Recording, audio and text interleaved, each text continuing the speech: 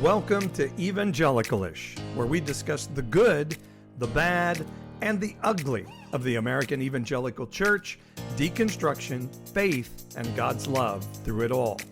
And make sure and stay current on ish happenings on Instagram, TikTok, and Facebook at Evangelicalish.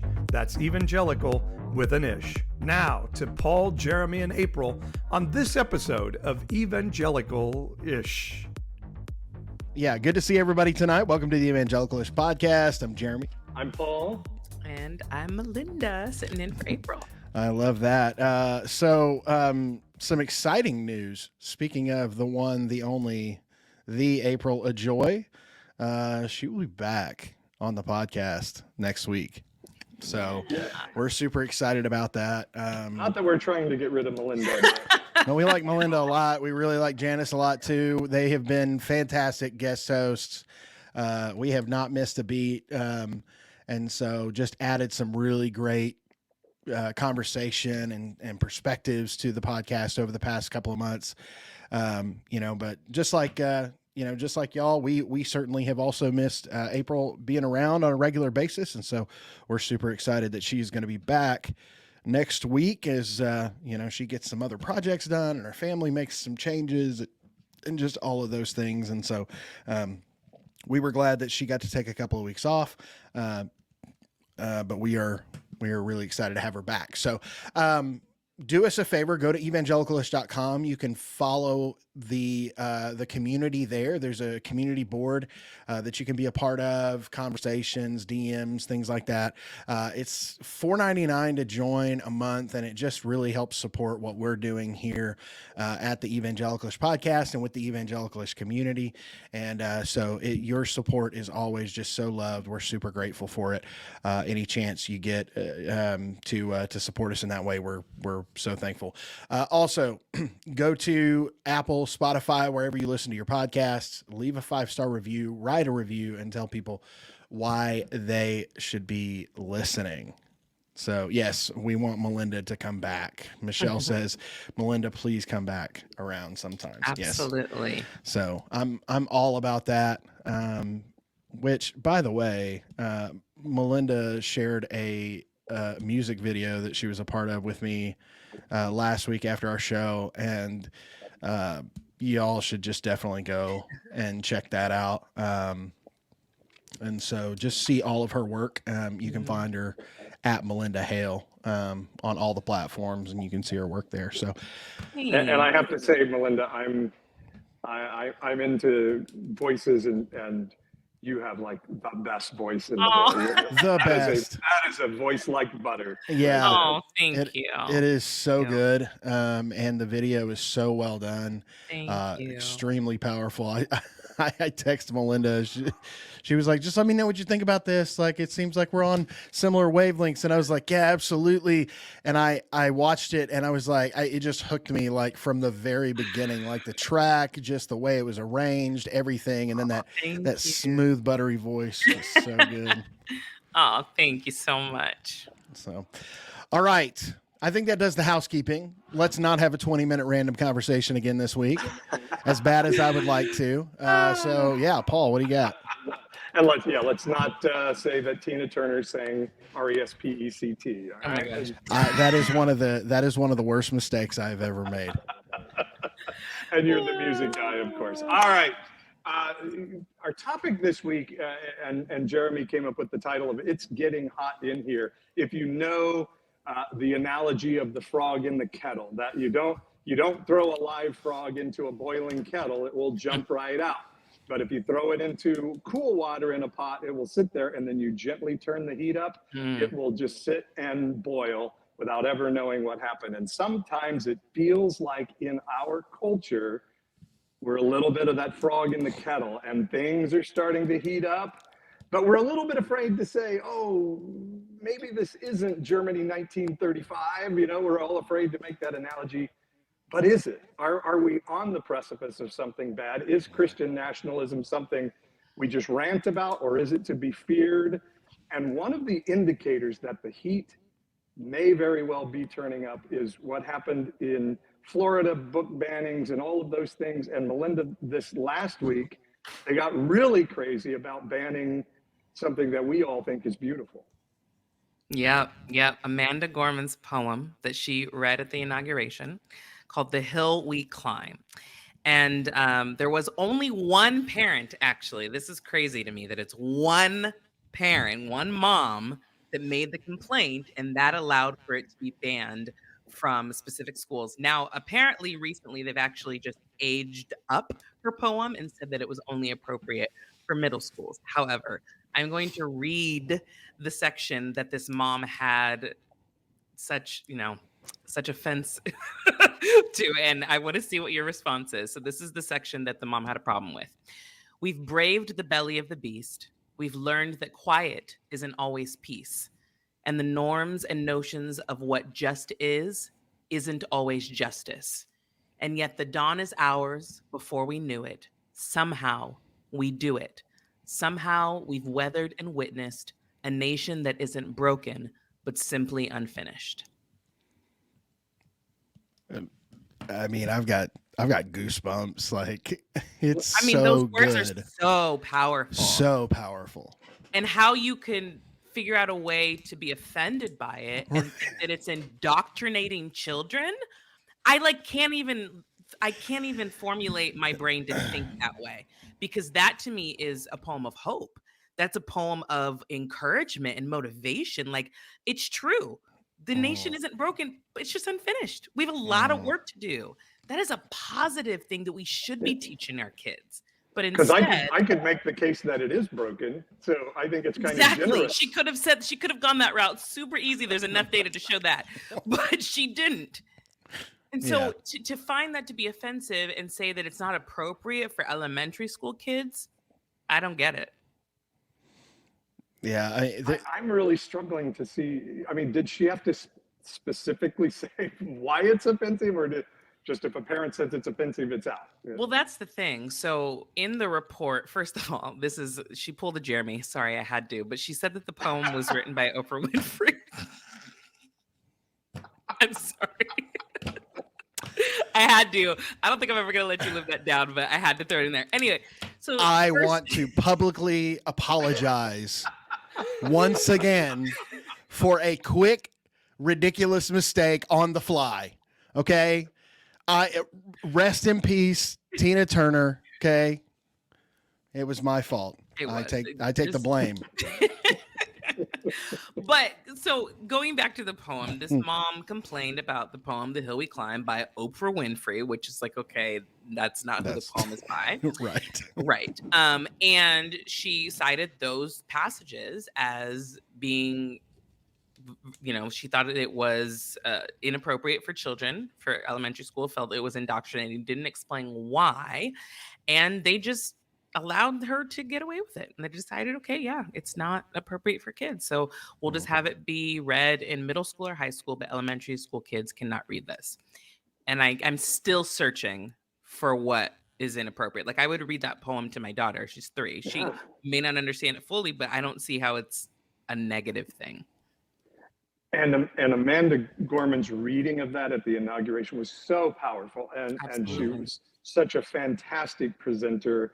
And you're watching this young woman at a moment that would make me crap my pants, just delivering this amazing thing. I mean, we ought to make every child in America watch that, much less ban it. Absolutely. It has. I mean, with the backdrop of everything else that was happening around the time of the inauguration. I mean, we are talking about, and not that it's not still this way, but it was a very hostile environment. I mean, we're coming just off of the back of January 6th, in the midst of pandemic. First time ever the outgoing president doesn't come to the inauguration of the next. Yeah, and so there is a very deep backdrop, especially when you think about all the dynamics that were at play leading up to this inauguration, with the racial tension, the social tension that is happening and is continuing to play out in our country. But you think about those things, and you think about how alive and real the civil rights fight still is. history will look back on this poem as a an ancestor in the line of I Have a Dream. Like they will look at it. They will look at it with the same eyes, I believe, as we step away from this, and hopefully as our country does heal and does begin to develop itself into something very beautiful and loving and accepting and affirming for everyone. I believe that it has that power. It has that language. It has that tenacity to it.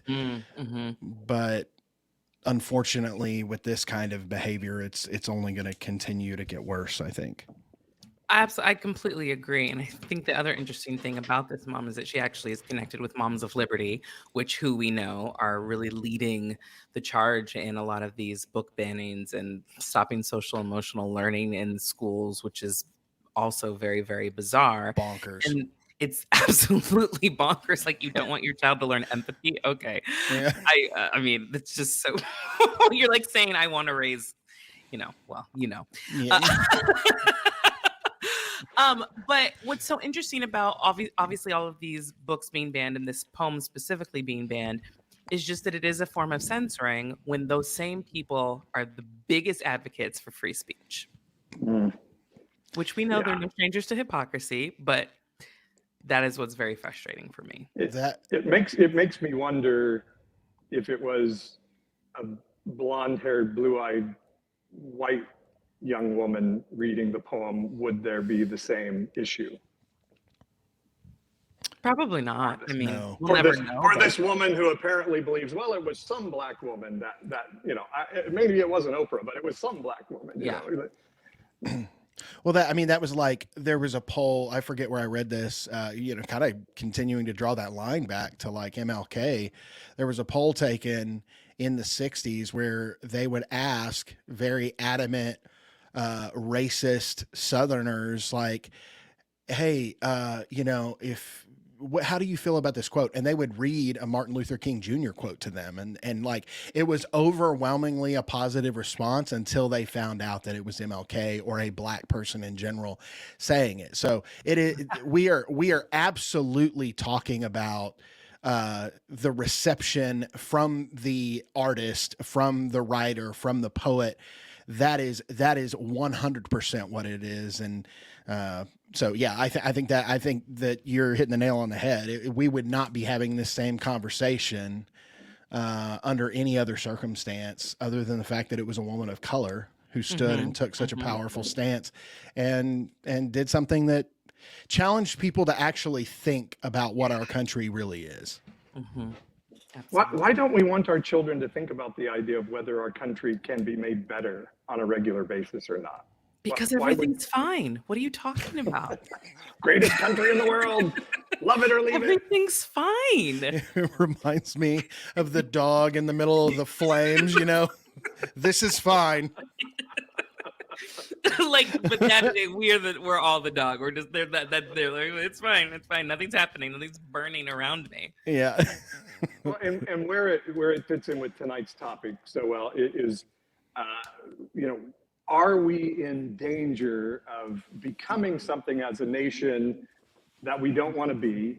There is a concept in social media called Godwin's Law from a writing of a writer named Mike Godwin that says, every time a topic starts growing on the internet, it will eventually be compared to Hitler's Germany. And so I think there is sort of this pressure to like, oh, you can't compare anything to Hitler and fascism because that's such an extreme and that's such a singular moment in history and all of these things. But I think it may be important for us to stop in this season and say, is it a bad analogy right now? And the other day I was reading a story about all of the laws that DeSantis pushed through in the last Florida legislature. And it's like, boom, boom, boom, book banning, nationalism, marginalizing people, don't say gay, anti-trans laws. I mean, and you start to look at how Hitler slowly took power in Germany and started doing what he's doing to the point where he's then killing gay people and queer people and Jews and all. it's a little bit scary that it's kind of the same path. You know, it's interesting that you asked the question, are we in danger of becoming a country that we don't want to be? Because I actually think this is just who the country has been. It's just the version of it has evolved every decade, right? I mean, speaking from like a Black woman in America and looking back at the things that my parents went through growing up in the South, things that the Black community are dealing with now, it's just a different version of what they dealt with back then. And we just hear about it more because of social media. So I honestly don't even think that we're in danger of becoming something. I think we are it. What I do think is that because of social media and because of the generation that's coming up now, the challenging of those ideals and that mindset is way more prominent than it probably was back then, because everybody has a platform and has a voice, and you're starting to realize, oh, people don't really want this to be this way, and they didn't have an opportunity to fix things. And in the process of having a man of color in the White House, I think some of those things get ramped up, because then all of a sudden all these, white cisgendered heterosexual folks like myself start to get very uncomfortable, and it swells to the point where we see the pendulum swing back so hard that it takes us to the 1850s. Like, I mean, Donald Trump is somebody who, and you can say he's the boogeyman and, oh, y'all can't get him out of your head and, blah, blah, blah. But I see the footprint that he made on our country, and empowering, like you're saying, Malynda, empowering all of those voices that have now social media and everything like that. They say that the JFK assassination was kind of like the multimedia moment that kind of stole the country's innocence, in a sense, right? Like, it's the first time we had this full-blown coverage, emergency coverage that was happening like 24/7 on TV. But also what the media outlets learned out of that was that the craziest thing draws the eyes. So, like, I can raise my viewer numbers, now my clicks or my views, whatever it is. And so we have just been on this warp speed run up to who can get the most clicks, likes, views, shares. And it doesn't even really matter what you're saying. It's just, it's chaotic, right? So it's gotten so loud that that in and of itself is dangerous. But those ideas and stuff have already been out there. Absolutely. But it's also not about being right. It's about being first. Yeah. And that's what I've noticed. And that's so dangerous. It's so dangerous. Well, maybe what I'm, and I appreciate your perspective, and that may have been some of my privilege talking there, but I think where I see it a little bit differently is, maybe since Charles Lindbergh and the first America First movement, I don't know if we've seen one of our political parties so stridently trying to put themselves into power and irreversible power as a minority party. We know, like, Republicans have not won the popular vote for the presidency anytime since Gore won the popular vote in Bush's first term. Then Bush won the popular vote in his second term, and the Republicans have never won a popular vote for president again. Because they're not popular.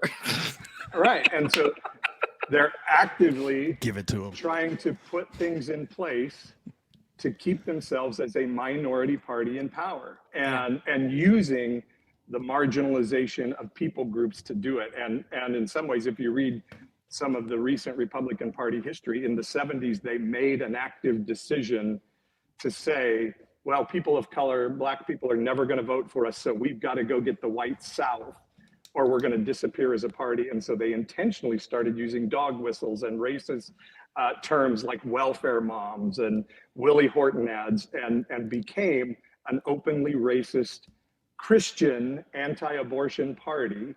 And Ronald Reagan overnight became a Christian anti-abortionist after being the California governor to sign our abortion law into place. And it seems a little bit different how strategically they're trying to put it into place in the civil law. Well, but my pushback on that, and maybe where I can see what Malynda is saying, is that now we're getting this swell because the popular side, or the more voted for side, is progressive, is inclusive. That in and of itself has not always been the case in the United States. The America first, white, Anglo, whatever, was what this country was founded on. So they didn't have to worry about doing crazy, white supremacy stuff, because that's just what was expected. As long as you were a white man landowner, like, you were the one with all the power anyway. Now that that's in question, they're fighting to get it back. So 100%. I think good point. Yeah. So that would be kind of where I see from both of y'all what the perspective here. But I think to Malynda's point is that it was built in our fabric. It's when that started getting pulled out that we started to see the swell of the attack. Which is so funny, because those people will be the first people to say that white privilege doesn't exist, while simultaneously saying, I'm losing something because equality is happening. So clearly, that you have privilege if you're making that statement. Yeah. And, a couple of years ago, the lieutenant governor of Texas, Dan Patrick, said out loud, Democrats want an open border so people of color will come and vote for them. I mean, he spoke the replacement theory out loud, that these people are coming to replace you, white folks. And if they do, they will treat you the way you've treated them. And so you need to be afraid and thus vote us into power. But the country's so divided, and we need to unify, right? and the fact that they're using Christ and Christianity as a basis to do this is beyond belief. I mean, but that is the Christian way. That's what they do. I mean, they use the name of Christ to go on the Crusades in the Middle Ages. They've used the name of Christ to enslave black people and to build a country on the backs of slaves and take all the credit for it. They've used Jesus to tell women to shut up and sit down and be submissive and not be able to vote until like the 1920s, and then not be able to have their own credit card until the 1960s. Like, this is what the Christians do. This is what the evangelicals do. And they turned white so that they would be represented. Yeah. yes. Because why? Because representation matters. Just right. They fully understand why representation matters. They get it. Listen. This is such a oh my gosh. This is such a great one-liner. It's like, I don't know why y'all are so mad about Ariel being black, because y'all turned Jesus white. Literally, though. And Jesus was a person. Ariel is a fish. She's a fish. Goddamn fish.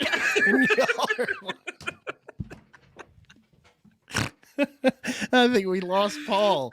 Oh no, Paul, where'd you go? By a phone call. I just got taken out by a phone call on my iPhone. Yeah, somebody's like, "What are your former evangelical friends?" It's like, "What the hell are you talking about on there?" I was going to say, though, don't you remember when Jesus said, "Blessed are those who stand beside King Herod for a photo op, thus standing against the Roman Empire"? Remember that great sermon that Jesus taught? Yeah. So, no, that's such a great point. I don't want to hear y'all say another thing about, we don't see color, because y'all went straight up and just turned Jesus into Fabio. Truly. Without a hesitation. Jesus should not be a thirst trap. Okay, that's how y'all made him look. Jesus shouldn't be a thirst trap. That's funny. That's funny.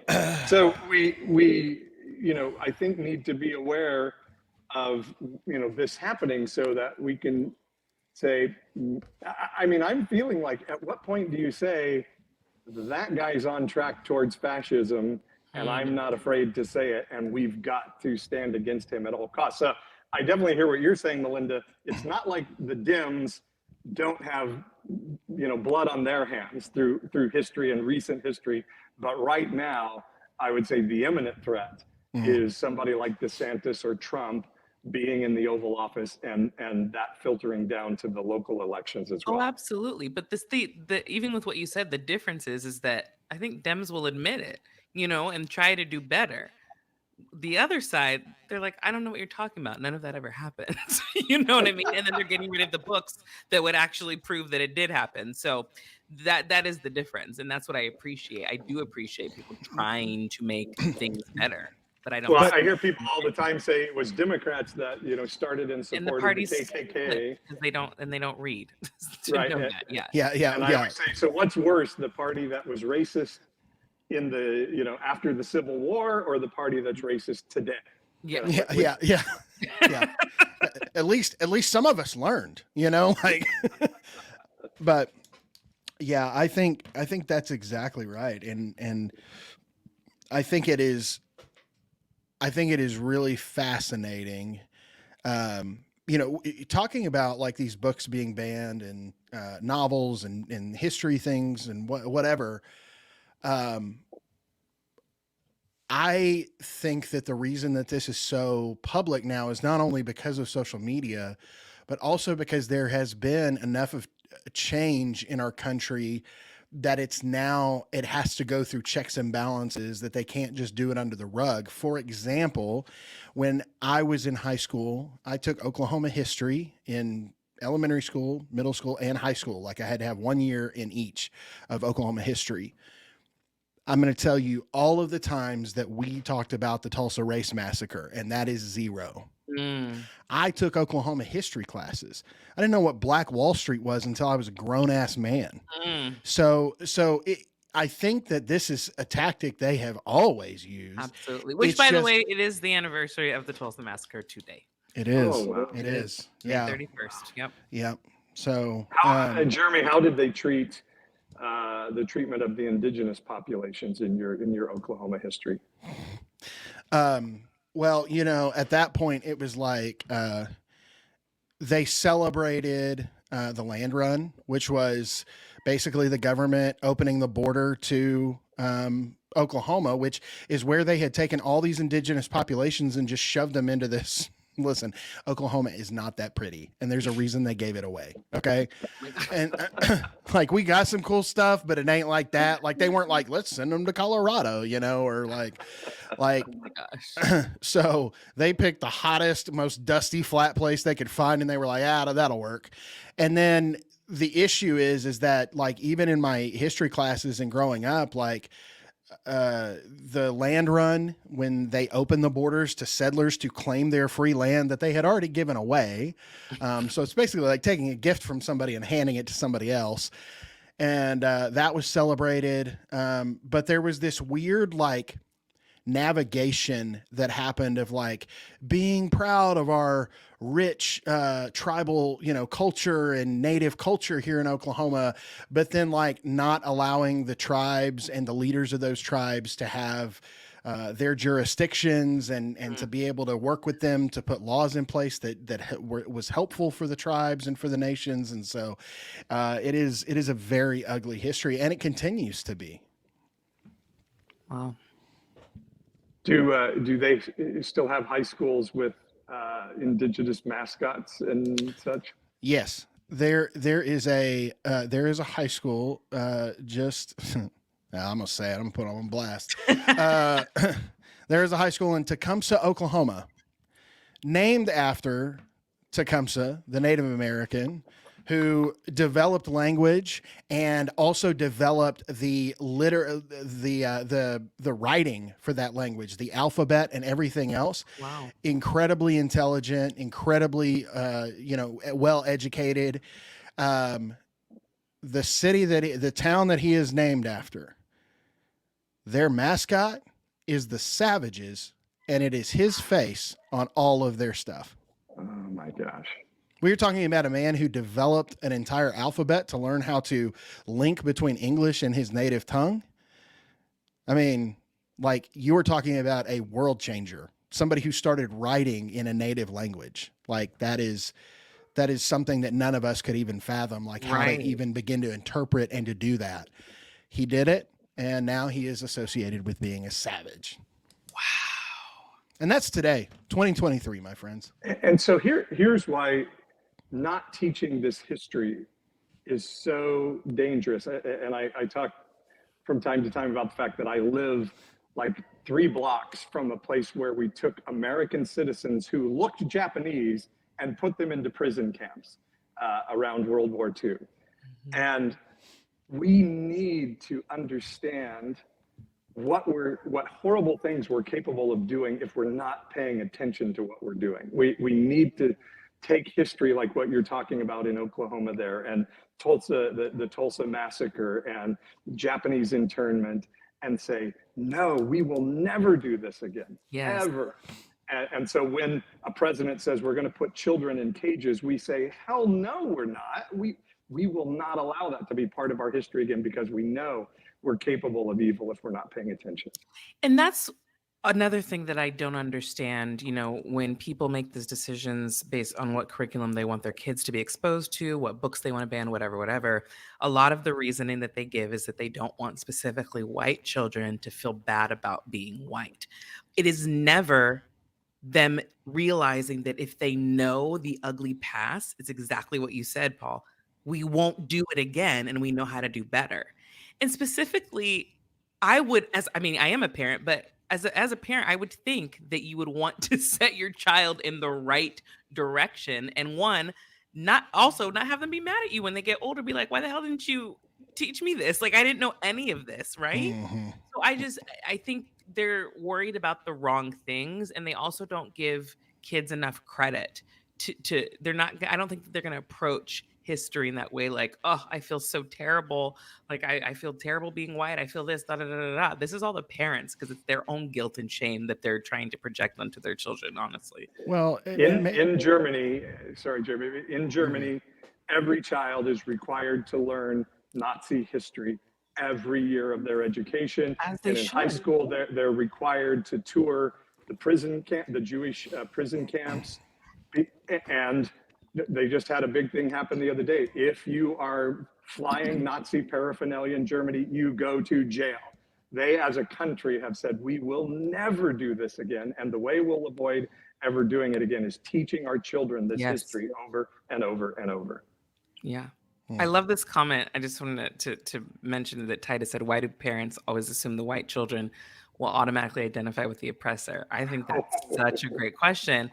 And it goes to what I was saying. It's like they're projecting their own feelings because they may have those they have that oppressed. You know what I mean? That's what it is. Yes. And that's so much more beautifully stated than what I was actually going to say just a second ago, in the sense of, like, I mean, that comment is gold, because that's what I was going to say. You don't want your kids learning. It's not that they don't want them learning to be guilty, it's that they don't want them to be empathetic towards people of color.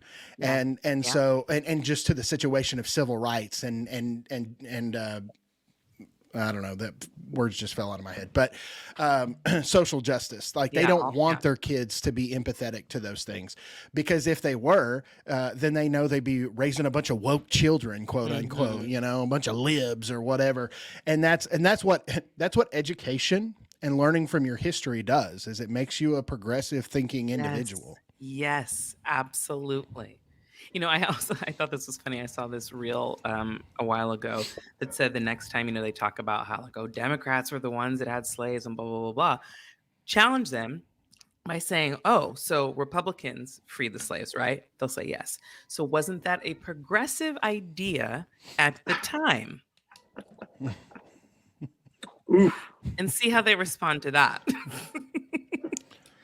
Yeah. Wow. Yeah. Because the conservatives made their own country. Yeah. Wow. Abraham Lincoln was woke. Yeah. Yes, he was. Mm-hmm. Yes, he was. Just like Jesus. Hello. And part of what happens. So I use the trans female athlete issue here. So what Hitler did is took things that seemed logical. All of these queer people around Berlin, we don't like that seedy, immoral stuff going on, and so let's ban that. Let's dehumanize these people.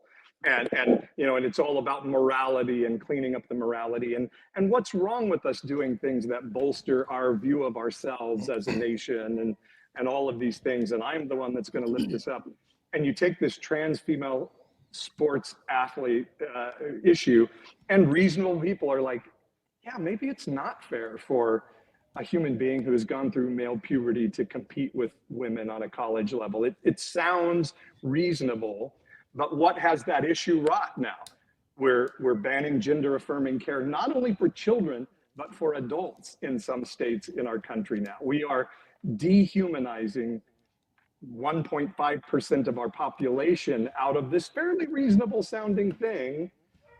And once you start using the civil code to dehumanize one group of people and say, we're the ones saving you from these immoral people, that becomes much easier to start to say, and this is the next group we're finding immoral. And now we're going to start to use the civil code against them.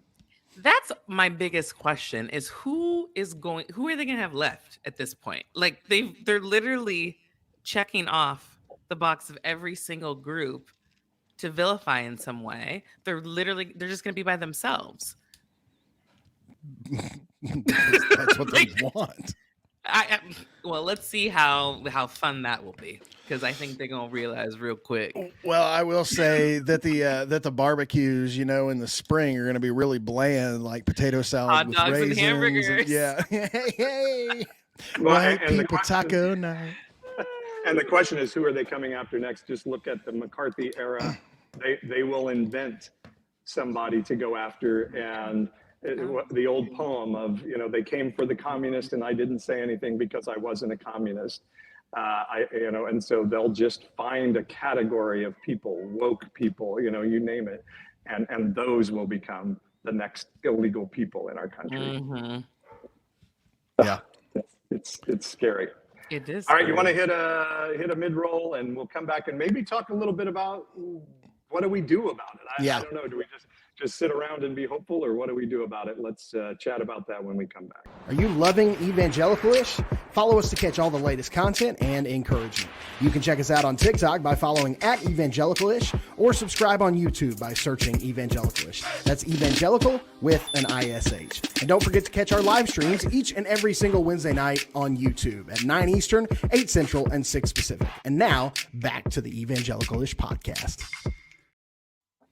Welcome back into the Evangelicalish podcast. Hey, if you are near Yakima, Washington, and that's a place, if you are near Yakima, Washington on June 10th, I'm going to be there for Pride Fest in Yakima. I'm going to be speaking about what it means to be an ally and what good allyship looks like, especially to our LGBTQI plus community, friends and siblings. And so the Yakima Pride organization is bringing me out there. And so if you are in the Washington State area, central Washington State area, I'd love to say hi and get to meet you and maybe, hang out, enjoy some time together. So yeah, June 10th, Yakima, Washington, come hang out. Wow, super cool. So we've laid out the issue. What do we do about it? Yes. We run screaming and say all is lost and hopeless. We secede. I had this one idea. The North will rise again. You know those little libraries do you guys have little libraries? No. Like people's front yards? You don't have little libraries? Oh, yeah. Okay. I can't think of what they're called here, but yes, I know what you're talking about. You don't have little libraries, Jeremy? Listen, I'm in Oklahoma. Okay. We're ranked 48th in the country in education. Oh, okay. So this actually probably won't work because the places that have little libraries are actually really progressive. So never mind, my idea is gone. Exactly. They wouldn't have little libraries where you are. No. Dang it. Well, do you know what they are? Yeah. Like little neighborhood. They're little neighborhood libraries, and you can just go and exchange a book, and Oh, people can take cool. a book. Like, it's just a free library. Yeah. So we put all the banned books in those free libraries, but no one's banning books in Los Angeles. So, well, we burn books here. So If it ain't the Bible, we don't need it. Okay.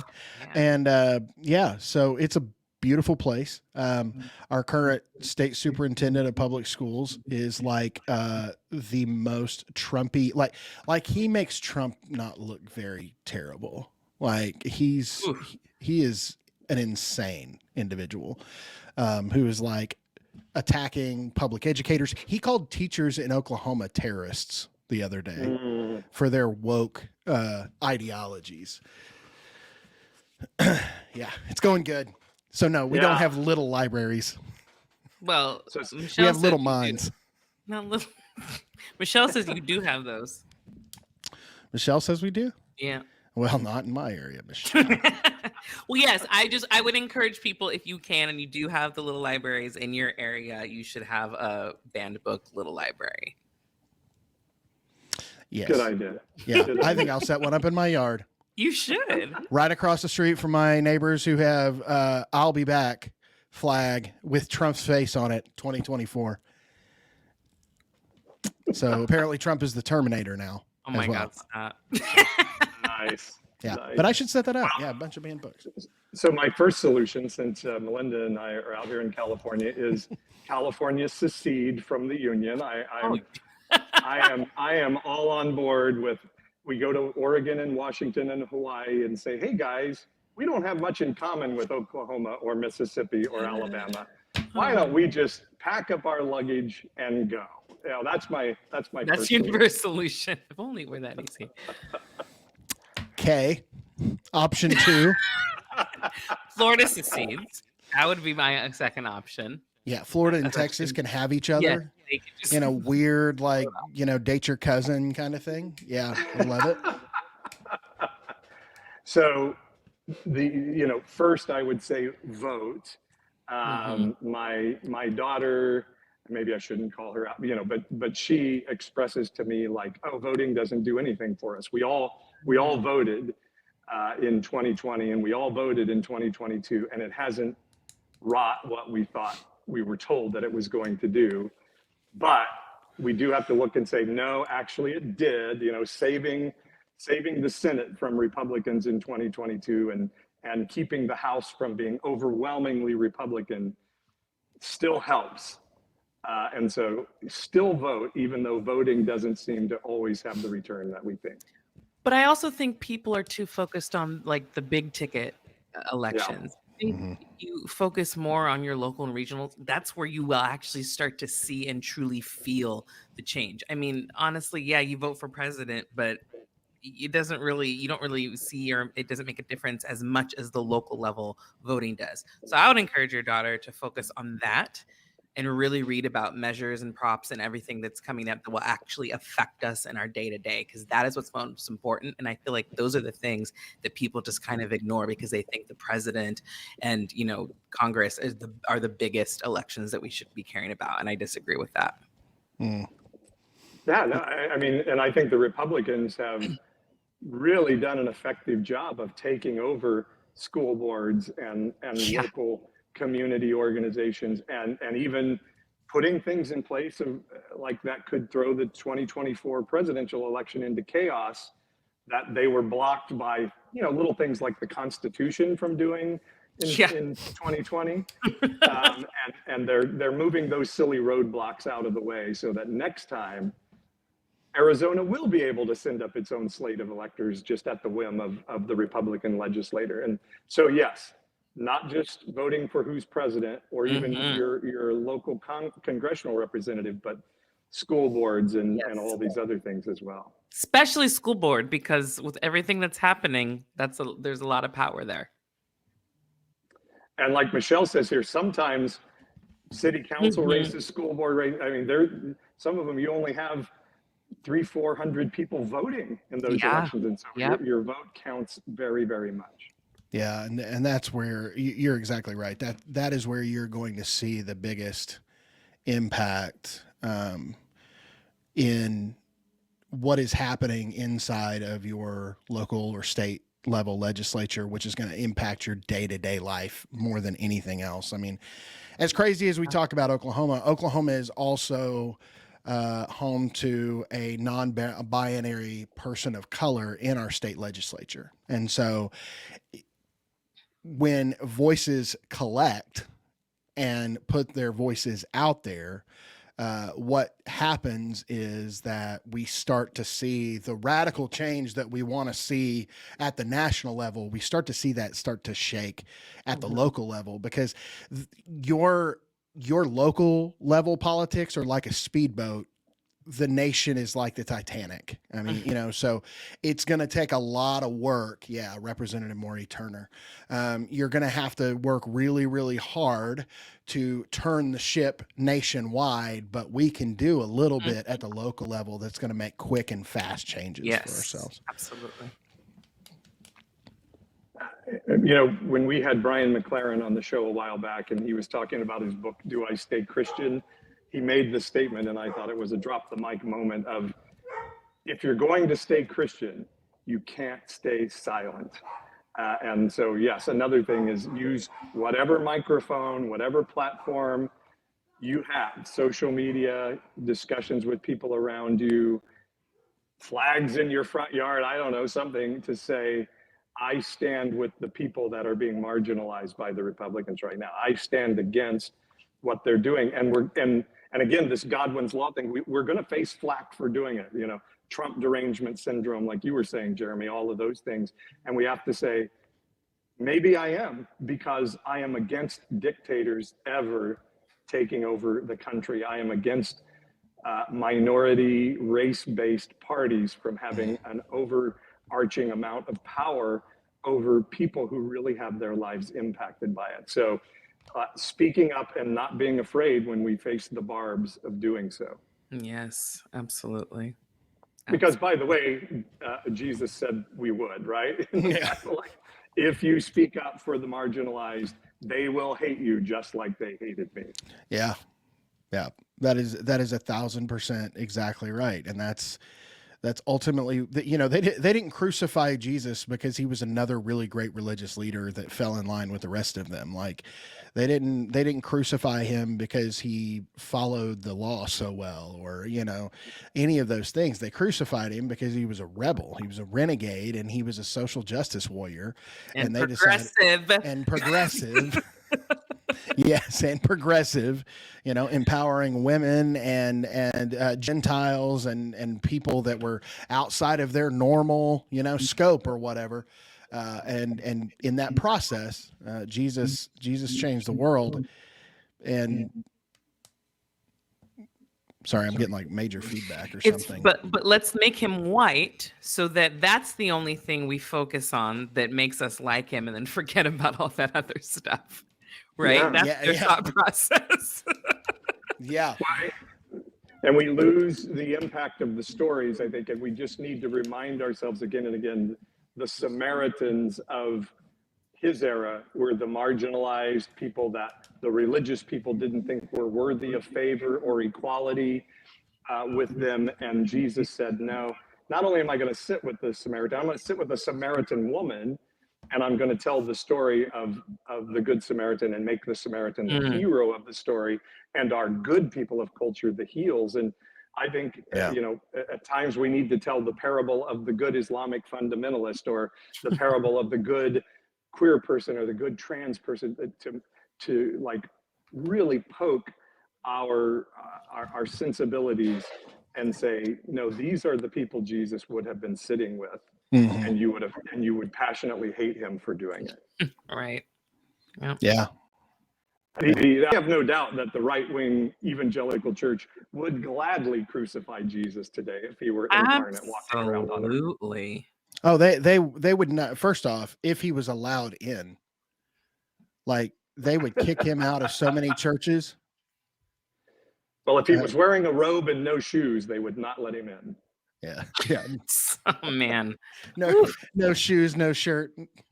Must not be Jesus. He doesn't look like me. He does. Yeah. We got a picture of the Lord on the wall. It ain't you, buddy. Oh my goodness. there's a man outside the church, pastor, and I'm not racist. I have black friends, but he's got dark skin and he says he's Jesus. He says They'd he's Jesus. never believe it. Oh man, yeah. Well, golly, so I want to kind of answer the question as well. What do I think the solution is? I think the solution is a kind of a mixture of what we're talking about here. I think it is people who are still identifying as Christians or Jesus followers, or just people who resonate with Jesus's message of love and grace and kindness and mercy to the marginalized, the outcast, the disenfranchised, if all of those things. Okay. If we are going to make a change, then what we have to be willing to speak up constantly, speak up loudly, cut through the noise with good allyship for those of us who are allies, or being quiet and allowing voices of marginalized communities to speak out, and for us to just be supportive in those spaces and knowing which space we should speak in and which space we should listen in. Those things matter a lot. But at the end of the day, we also have to be willing to let it cost us some things. That's the thing. So my call to people who look like me, okay, white, heterosexual, cisgender men in this country, lay down your privilege and let it cost you some shit. Like, let it cost you a job. Let it cost you some professional opportunities.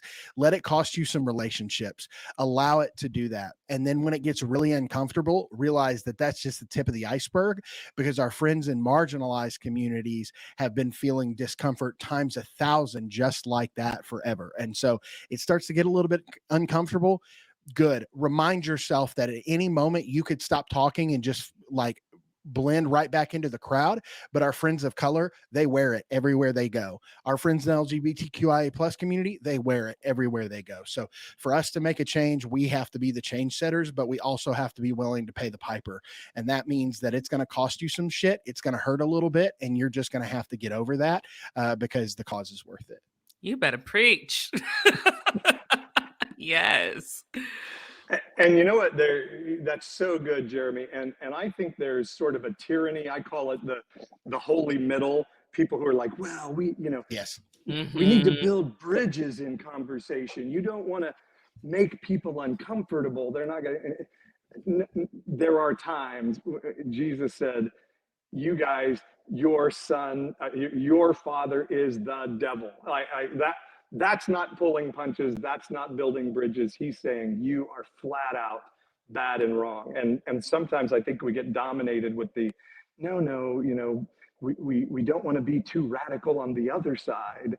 I think what we're saying here in essence is, with this Christian nationalism gaining steam and what we're seeing, it's absolutely time to be radical and speak up and say, this is not okay. Couldn't agree more. But it's okay. What I've always found interesting with a lot of people that feel they're oppressed for some reason in this day and age, you know who I'm talking about. But when they say those things, and like you talk about the discomfort, like just think about, this is what marginalized groups have been feeling. If you are sitting into that, when will that light bulb actually like turn on? That's like, okay, I'm just like, okay, you feel this way. What have we been saying since the beginning of time? Get it now? Yeah. Right. Yeah. But like the switch, it's not turning on. Mm-mm. No, there's got to be a light in that socket for it to work. You know what I mean? Some folks aren't the sharpest spoon in the drawer. Man. If you feel me. I hesitate to, but I watched a special on Netflix from a comedian named Hannah Gadsby. I don't know if you guys have heard of her. Wonderful, brilliant Australian lesbian comedian. She calls herself that. So I'm repeating that. But she has a special on Netflix called Nanette, and I highly recommend it to everybody. And it is this idea of what you're talking about, Malynda, of marginalized groups have to take other people's anxiety onto themselves. Like, we'll carry your discomfort for you. And in her comedy routine, and she's very funny and very brilliant, she's talking about, so here's what comedy is I tell a story that builds anxiety for you, and then I relieve your anxiety by letting you laugh at me. I carry your anxiety. And so then when she gets to the end of her routine and she's talking about homophobia in her home area of Tasmania, and she's like, I'm not going to relieve your anxiety anymore. I'm angry and my voice is going up and I want you to know I'm angry, and I will not, white, cis, hetero male, relieve your anxiety anymore. And I don't mean to be a spoiler alert, I guess. And that's how she ends the routine. Like, I'm angry and I get to be angry and I want you to feel the discomfort of me being angry. And yes, it's time, white boys out there, to feel the discomfort of people around us and recognize that everything has been built to keep us comfortable in every room that we go into. Yeah. And that's not what love is. That's not what Jesus set us up for. Love, like Jeremy said so well, costs us something. And if we're not willing to let it cost us something, we have no love, and thus we have no relationship with Christ at all. Yeah.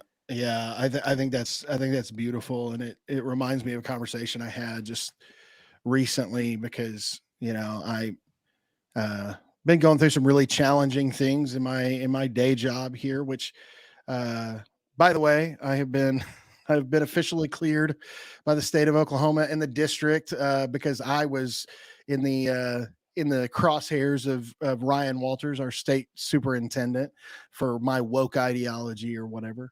And But you got cleared. Yeah, I got cleared, so that was good. Yeah, I'm glad I don't have to go to jail. So that's excellent. That's good. You're not We're going glad to jail. Yeah. So, but I was sitting around with some friends talking about it, and I was like, guys, I'm so tired. Like, I've been fired from a church, lost all these friendships, and like these people hate me who used to say that they just had my back and loved me so much. And now I'm facing these issues that are like in the newspapers around here and stuff like that. And it was really, really challenging. And my friend says, he goes, yeah, you got fired from your job for speaking out, huh? And I was like, yeah. And so just talking about all the other things. And he goes, you know how many jobs that I didn't even have a chance to get because I walked in the room as a black man? And I was like, okay, like maybe I can suck it up and just deal with it, because to keep those things in introspection of, that fighting for things, if it's easy to attain, it's probably not worth fighting for. Yeah. And so we have to continue pressing on every single day. And but I do think that is fair, that our friends inside of those marginalized communities, they can be tired and loud and angry, and full stop right there. That's the end of the sentence. Like, we don't need like I think about people wanting Michelle Obama to like save things and whatever, and it's like, at what point are we gonna quit asking for black women to like step in and save us all the time, instead of just allowing ourselves to learn and be better? And I don't know. It's just there's so much there in my head, but Yeah. yeah. I was going to say, just wrapping up what both of you guys have talked about, you talking about costing something, and then how the anxiety and releasing it from the comedian that you were talking about, Paul. But what I find interesting is when you see a lot of these like pastors and worship leaders or people that are Christians have their quote unquote fall from grace, they disappear for a while and then they come back reborn and change, right? That's them creating the Jesus narrative for themselves, right? But the true like Christian ally costing you something, that's the Jesus narrative that we should be going after. Because that, you know what I'm saying? Like, that is giving up a part of you for other people. And that's what Jesus did. But on the other side, I feel like they're going about it the wrong way in order to have that, Jesus narrative be a part of their life. I hope that makes sense. As that's just what came up in my mind as you were talking. It's so good. And I would recommend everybody read the Amanda Gorman poem that Malynda shared with us. And for me, and and again, in danger as a white male of usurping MLK. And I'm not going to read it here. I was just looking at, but reading letter from Birmingham jail on New Year's Day 2019, like rocked my core. And to read MLK in jail saying, "I'm so disappointed in the white moderate. Like I knew the Klan would do what they do. I knew the white council would do what they do. It's the white moderate. You guys that keep telling us, be patient, it's going to happen. That would prefer the absence of tension and passive peace to like real change in truth." And I just would say, hey, every white person out there, read that and read it multiple times and hear, white moderate, you're the problem. You're not the solution to the problem. Your desire to be comfortable and silent is the problem. Yes, Ron DeSantis and Donald Trump and those guys are the problem, but the Christians that are afraid, like my pastor friends who say, keep saying what you're saying, Paul, I can't say it. I want to say to those pastors, I'm done with that shit. Fuck that. Speak the fuck up if you're seeing something in your people, because it's not time to be a bridge builder and moderate. It's time to say the shit is shitty. The moderate evangelical in America is the most dangerous thing. And partially because when you're a moderate evangelical, what you're really actually saying is that my conscience knows that these things are wrong, but my sympathy is with my bigotry. And so I'm going to keep my mouth silent because I don't really want to ruin I got a good thing going on here and I don't want to mess it up. So I'll keep my privilege while also in the back of my mind knowing maybe we could be doing better. Right. That's horrific. And it is also the reason why that the moderate churches in the United States are the most dangerous ones, because they're the places that will bait and switch people. Yes. Like nobody shows up to Westboro Baptist Church on a Sunday morning like, oh, I wonder if they're going to love me and my LGBTQIA spouse member here, or, me and my black husband, or whatever the case is. Like, you already know that you know that you know. We don't have to guess at that. But like, people will show up at like Cornerstone Baptist Church or, wherever, like down on the corner, that says everyone's loved, everyone's welcome, and just beautiful things outside and a great building. And then people will show up and they'll begin feeling that marginalization or be pushed back on because their quote unquote lifestyle or, whatever the case is.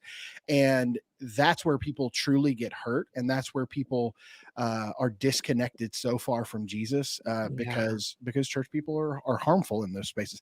Yeah. So moderate churches are the worst churches. Because it's masked with all our welcome. Yeah. It's what Jesus was talking about when he said wolf in sheep's clothing, like they're just dressed up playing the part, but underneath there's a lot of fangs and they want to get them out as soon as they can. Yes. And men like Donald Trump are empowered by it because he knows he can say things like, Proud Boys, stand down and stand by. And the moderate is going to be like, oh, he's not really calling white supremacists to his defense. But now we know he was and has been. So vote, move, speak up, speak out, and be willing to let it cost you. Amen. Good stuff. All right, let's finish on something a little bit different. We try to end on a lighter note, particularly with something heavy, but thank you all for the comments. And I really love that we're, getting down to the nitty gritty of this discussion. But I was hit with something this week of our family was going through some tough times, dealing with some hard stuff. And, in the old times, we would have said, well, let's pray that Jesus will help us. Let Jesus come help us. And all of a sudden it's like, oh, wait, we can't do that now. and so I'm interested, what do you guys do when you need Jesus to come and bring you peace? And maybe we don't see prayer the same as we did, or we've deconstructed some of our spirituality. And I don't know exactly where both of you are on that spectrum, but Malynda, what do you do when you need like some supernatural connection to peace out there? I mean, I do still pray, but it's a little bit more like real talk, like Jesus is my homeboy conversation. So like, I'm not like, doing it in this form of adoration. Like I'll literally be like, really, like, like we're having those conversations. And so that I do feel like someone is listening, and that brings me peace. And so, yeah, we still talk often. It's just very, very casual.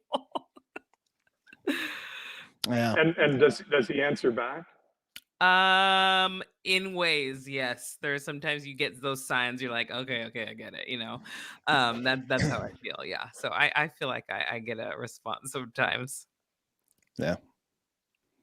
How about you, Yeah. Jeremy? I feel similarly. I think that my prayer life has changed to be, kind of what the conservative evangelicals would say is just, um, not very respectful to God or whatever, because like I'm just talking to him like the way I normally would, which is probably going to be laced with some adult language. So I think that I still believe in the power of prayer, as evangelical as that sounds, but I still see things that God does and interacts in my life, and I feel those things. I feel that moving, or I feel answers, Yeah.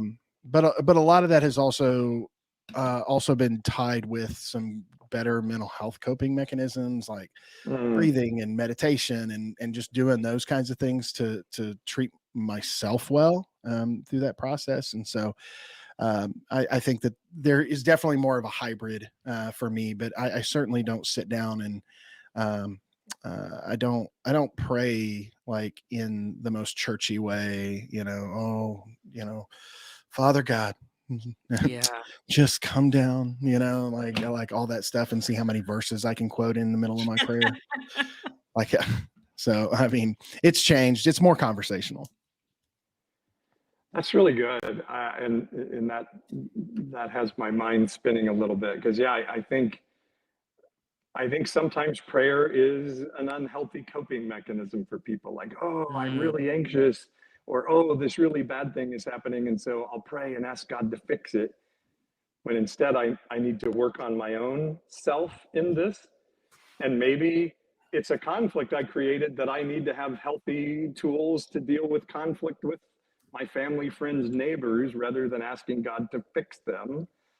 And part of what I was going to say is, I also believe I have wrestled with this, but I do believe there's something I call the divine or heaven. Like there is some version of a supernatural out there, and it exists out there, and it exists in here, and they can like communicate with each other. And so I at times I'm just like, okay, come on, wisdom. I need wisdom to come and connect with my own internal wisdom. And I'm finding that stirs me to not only then have wisdom come, but then to action. And so like if I have a friend who's hurting, I won't just go, hey, I'm going to pray for you. Jesus, please, help them, or forget and not actually pray. But now it's like, oh, and I'm going to follow up and say, how's it going? And I have some feeling that through this whole process, I can literally send them love, energy, hope, and it can connect to them. They can feel it through this divine grid. And so I actually feel much more effective. And yes, I've lost a coping mechanism where, oh, God's going to take care of it and all things work together for good. So I'll just stuff it. And so it's a lot more messy, but I also feel it's a lot more powerful version of than what I did before. I love that. Yeah. And it requires me to put feet to it. Yes. Yeah. That's exactly right. I think there's just like, I don't know, one of the most spiritual things I've ever seen in a movie is like, if you've seen Evan Almighty, Morgan Freeman plays God, right? Because who else would play because and Morgan Freeman is not God. I'm going to be disappointed, but just to be honest, like he seems like the perfect God to me. But there's this moment where the wife is like left her husband because he's everybody thinks he's crazy. He's building an ark. I mean, the premise of the movie is ridiculous, but Morgan Freeman shows up in this like bar with her and is like, she's like, I just wanted courage. I don't have enough this, that, whatever. I've prayed for it. And he's like, he hits her with this line of questions. He's like, do you think that when you pray for courage, that God gives you courage or gives you an opportunity to be courageous, And I think there's something about that. Like when we speak those things into the divine, into the universe, like, I want to be a difference maker. I want to impact this specific thing, or, give me the wisdom to handle that or whatever. I don't think that God just makes those things fall out of the sky like manna. I think it's more like opportunities come in front of you and you're going to have to put boots to the pavement a little bit. Yes. And so I just think that there's something really beautiful about being people who are not just like church pew Christians, but like, if we're going to profess to be people who love our neighbors, love ourselves, all of those things, well, then we are also people that are showing up on their behalf and standing alongside and speaking. So love it. Well, by the way, Malynda, to answer your question of who else would play God but Morgan Freeman, I would say Octavia Spencer from the movie The Shack. Yes, one of the best, one of the best God characters ever. Yes, and in that vein, can I say you're my favorite host ever, Malynda?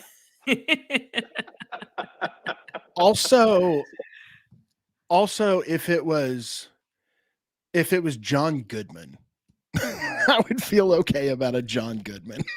I don't know why. Tell me more on that. Why John Goodman? He just seems like a big old teddy bear. I don't know. What's his series, The Gemstones? All I can think of. Oh, The Righteous Gemstones. That's why I was like, I can't get that out of my head. So I didn't even he actually think does about think that. He's God. I did not even think about Gemstones. All right, I take it all back. I take it back. This is not quite Tina Turner, RESPCT, but it's bad. It wasn't my best take. I take it back. Oh my gosh. Malynda, we've loved having you with us. Tell Thank people you. where they can find you. Absolutely. So you can go to my website, MalyndaHale.com, just to see all the things that I do and am involved in. And on Instagram and Twitter at Malynda Hale and TikTok at Malynda Hale Official. So please. Awesome. Yeah. And we'll link it in the liner notes. I should say for those listening into audio, that's Malynda with a Y, not an I. And Malynda. And the song that Jeremy was talking about, it's called God and His Gun. It's on Spotify, the music videos on YouTube, and it's on my Instagram page. So God and His Gun. Yeah, so go stream that now. As soon as you get off this, you got homework. We don't ever give you homework. You got homework now. Go add it to your playlist. Tell me it's God and His Gun? God and His Gun. Which, if you and thought the cover art, was good. yeah. And the cover art, if you're looking on like Spotify, is Jesus pointing a gun at you. Oh my God. Oh. I'll send it to you, Jeremy. Yeah. I pissed a lot of people off when I made that song, and that was the point. Anyway. Yeah. Absolutely. Again, you don't have to make people comfortable, right? Yeah, I released a country song here a while back called the Brandon Song, and a bunch of rednecks downloaded it thinking that it was going to be a Trump anthem, and they were sadly surprised. So, but hey, thanks for them streams though. And Michelle is mentioning here, Malynda, you do a podcast. I know, I do too many things. I forget. Yes, my podcast is called #We Need to Talk. Thank you, Michelle. Oh, it's #We Need to Talk. Okay, good. Got it. All right, beautiful stuff. Good show tonight, guys. Yeah, absolutely. Do us a favor. Go follow us on evangelicalish.com. It's just $4.99 a month, and you can join the chat board, get some exclusive access. All of those good things are there. And the biggest thing, it just helps support what we do on the podcast. April will be back next week. We're super excited about that as well. So we'll be same time, same crazy channel. If you ever want to watch us live, if you're an audio only person, Wednesday nights, 9 Eastern, 6 Pacific, you can watch us live on YouTube. That's youtube.com/evangelicalish, and on those podcast platforms. Leave 5 stars, write a review, tell people why they should be listening. Let's grow the conversation. Let's educate some folks. Let's indoctrinate some people. Otherwise, for Malynda and Paul, I'm Jeremy. Thank you so much for tuning in tonight, and we will see you next week. Good night, all. Bye.